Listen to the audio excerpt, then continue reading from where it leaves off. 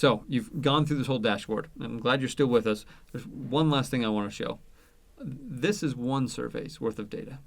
Now, most organizations run multiple surveys, and oftentimes you want to be able to compare and contrast the data that comes from various surveys. That's what this is for. These are groups, and you're going to have a group that you have access to. In fact, this is the CCS Utah group. Same survey we're looking at applies here.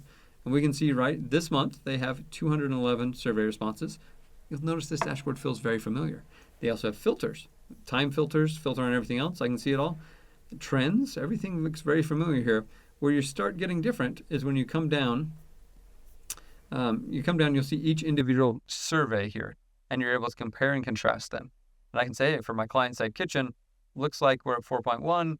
For my Wiegand Center, I'm at 4, and I can compare it there. I can also see all of the responses that people are saying in any of the free text questions here as they appear.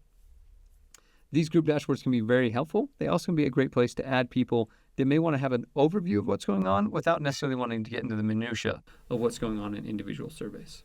If, for instance, I am seeing something that's interesting me. So, for instance, here, I wonder, hey, client-side kitchen, looks like this is a little interesting. I want to come into it. I just click it, and if I have access, it will open up the dashboard for me to check out the client-side kitchen here.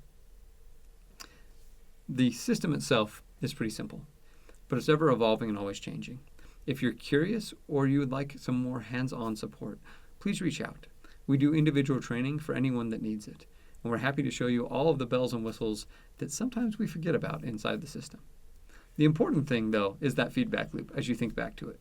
How are we collecting, analyzing, implementing, and notifying, right? How are we doing that process?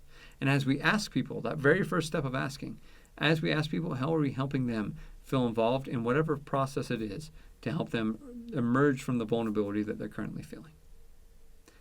If you have any questions, please feel free to reach out.